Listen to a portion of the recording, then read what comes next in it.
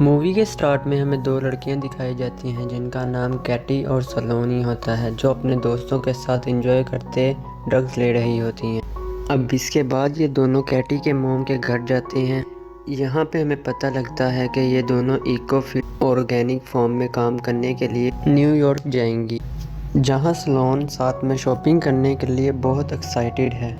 इन दोनों को पिक करने के लिए कैटी के अंकल जैसन आते हैं। जैसन जो कि FBI डिटेक्टिव और कुछ दिनों के लिए लीव पर है, और यहाँ से न्यूयॉर्क जाने के लिए जैसन आज की रात के लिए इन दोनों को अपने घर ले जाता है। कैटी और सलोन यहाँ पर जैसन की गर्लफ्रेंड जैमा से मिलते हैं। अब आज की रात ये दोनों यहाँ पर ही स्टे करने वाले हैं, तो सलोन कैटी को कहती है क्यों ना हम नई जगह पर जा रहे हैं तो अपने नाम चेंज कर लें। इससे सलोन अपना नाम हैदर रख लेती है और कैटी अपना नाम रिप्ले रख लेती है। और अगले दिन जैसन इन दोनों को बस स्टॉप पर ड्रॉप करता है, जहां पर जाकर पता लगता है कि बस को आने में आज टाइम है। और जैसन यहां पर बस का वेट करने के लिए रुकना चाहता है, लेकिन दोनों लड़कियां इसको यहां से जाने का कह देती हैं। जैसन क्योंकि एक डिटेक्टिव है तो इसलिए इन दोनों को कह देता है कि जब तुम पहुंच जाओ तो मुझे कोड वर्ड में बता देना। और वो दोनों इस बात पर एग्री हो जाती हैं और जैसन यहाँ से चला जाता है। कैटी और सलोन बस का वेट करते हुए कॉफ़ी शॉप में रुकती हैं, जहां पर इन्हें दो लड़के मिलते हैं जिनका नाम जेड और लूकस होता है। वो दोनों अब इन लड़कियों से बात करने लगते हैं और कुछ ही टाइम में चारों बहुत अच्छे फ्रेंडली दोस्त बन जाते हैं। जिसके बाद जेड उन्हें बस का इंतज़ार ना करने को कहता है और कहता है फील्ड में हमारे साथ चले। कैटी तो पहले मना कर रही होती है, लेकिन सलोन के कहने पर वह मान जाती है।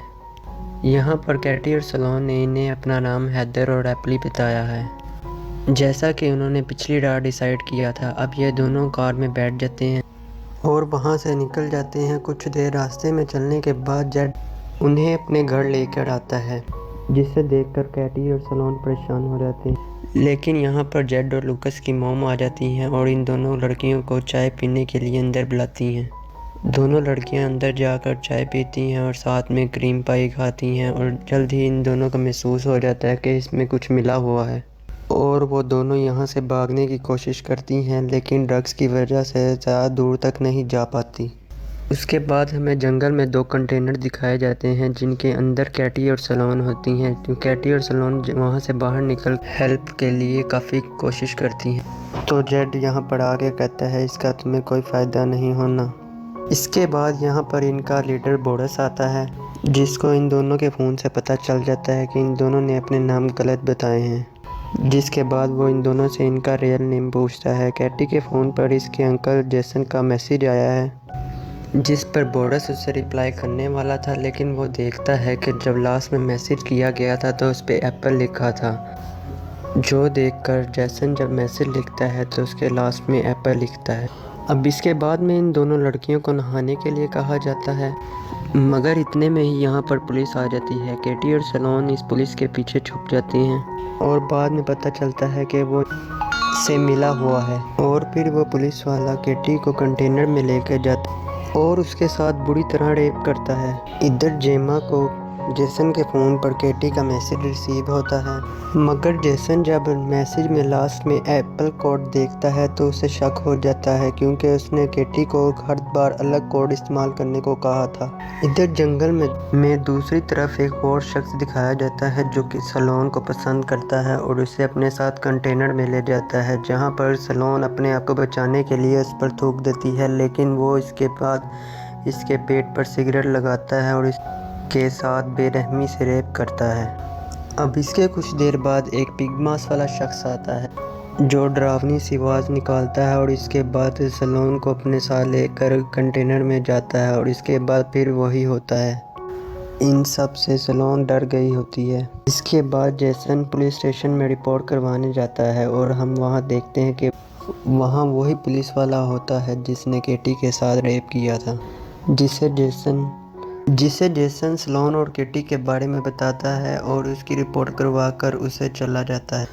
बोरिस को शेरिफ से पता लग गया है कि इन दोनों के FBI अंकल उसे ढूंढ रहे हैं। इसके बाद वो रिस्क ना लेते हुए इन दोनों को मारने का प्लान बनाते हैं, लेकिन दूसरी तरफ से कैटी ये बातें इनकी सुन लेती हैं। इधर जेसन उस कॉफ़ी शॉप में जाकर वेटर को कैटी और सलोन की पिक्चर दिखाकर इन दोनों का पूछता है, जिस पर वेटर बताता है इनके साथ 2 लड़के भी थे जो उन्हें अपने ट्रक में लेकर साथ चले गए। वो उस ट्रक का मॉडल नंबर और इंफॉर्मेशन उसे दे देता है। इधर केटी सलोन को बताती है कि ये हमें मारने वाले हैं और हमें मारने के बाद यहाँ दूसरी लड़कियों को लाएंगे। जब बोरिस और जेड वहाँ से चला जाता है तो हाली ये लड़का बचता है, जिस मौके का फ़ायदा उठाते हुए केटी उससे लड़के को किस करती है और इसके बाद उस आदमी के गले पर काट कर उसका मांस निकाल लेती है और फिर दोनों अपने आप को आज़ाद करती हैं और वहां से भाग निकलती हैं। दूसरी तरफ हमें दिखाया जाता है कि शेरिफ भी यहाँ पे आ रहा होता है और वो यहाँ आकर देखता है कि वो आदमी और जख्मी है और लड़कियाँ वहाँ से भाग गई हैं। वो लड़कियाँ शेरिफ की कार लेकर यहाँ से निकल जाती हैं और वो कार से यहाँ से निकल रही होती हैं। तभी रास्ते में 2 लड़कियाँ लिफ्ट मांगते नजर आती हैं। सलोन यही सोचती है कि इसी तरह लड़कियों को किडनैप किया जाता है और अगर वो यहाँ से अपने आप को बचाकर निकल गई तो इससे कोई फ़ायदा नहीं होने वाला, क्योंकि दूसरों को खतरा अभी भी है। और इसके बाद वो सबसे अपना रिवेंज लेने के लिए एक टूल शॉप में जाती हैं और डिफरेंट तरह के हथियार लेती हैं जिनसे उन्हें मारा और टॉर्चर किया जा सके। जिसके बाद हमें जेसन को दिखाया जाता है जो कि एक इंश्योरेंस कंपनी में आता है और इस कार का मॉडल और नंबर बताता है वहाँ से उसे उस गाड़ी के ओनर बोरिस का पता लगता है। बाद में हम बोरिस को उसके घर अकेला देखते हैं जहाँ वो लड़कियां आ जाती हैं और बोरिस को कील वाले बॉल से जख्मी कर देती हैं और उसे रस्सियों से बांध देती हैं। बोरिस उससे गिड़गिड़ाते हुए माफ़ी मांगता है और उसे कहता है कि तुम्हें जितना पैसा चाहिए तुम ले जाओ, लेकिन इन दोनों के साथ जो हुआ है उसे पैसों से कंपेयर नहीं किया जा सकता। और बाद में वो कील वाला डंडा जेसन बोरिस को यहाँ ढूंढता आया होता है, लेकिन वो जब घर के अंदर जाता है तो यहाँ इसे बोरिस बुरी हालत में मिलता है और जिसने इसका ये हाल किया होता है वो यहाँ से जा चुकी होती हैं और जेसन को इस बात का पता नहीं लगता। अब ये दोनों लड़कियाँ यहाँ से निकलकर इस मास्क वाले शख्स के पास जाती हैं जिसने वो मास्क पहन रखा था। इधर जेसन फिर से पुलिस स्टेशन जाता है जहाँ पर शेरिफ से उससे कुछ बात होती है और जेसन केटी को कॉल करता है, लेकिन केटी के कॉल की रिंग शेरिफ के पास से आती है। लेकिन शेरिफ ने जेसन पर पहले ही गन पॉइंट की हुई थी पीछे से। इधर कैटी और सलोन चर्च में उसी शख्स से मिलती हैं और इसके सर पर बैट मारकर उसे अपने साथ लेकर जाती हैं। उन दोनों ने ट्रक के पीछे बांध रखा था और ट्रक को रोककर उसे आग लगा देती हैं। शेरिफ के घर में देखते हैं कि जहां उसने जेसन को बांध रखा हुआ होता है और वो दूसरी लड़कियों को दूसरे कमरे में लेकर जा रहा होता है, तो पीछे से सलोन उसके सर पर डंडा मार देती है और उसे बांध देती हैं। केटी और सलोन अब शेरिफ के साथ यहाँ पर एक गेम खेलती हैं। पिस्तौल के अंदर एक गोली डालती हैं और हर बार उसके मरने का वेट करते हैं। जेसन को नहीं पता होता कि दूसरे कमरे में क्या चल रहा है और हर बार ट्रिगर दबाने के बाद आखिरकार वो शेरिफ को मार देती हैं। इसके बाद वो दोनों लड़कियों को आज़ाद करती हैं और वहाँ से चली जाती हैं। वो दोनों लड़कियाँ बाद में जेसन को आज़ाद करती हैं। जेसन अभी भी नहीं जान पाया कि वो दोनों लड़कियाँ कौन थीं, लेकिन उसे अंदाज़ा हो गया था। अब इधर हमें जेड की मोम के घर में दिखाया जाता है। ये दोनों लड़कियां वहां आकर उसे भी किडनैप कर देती हैं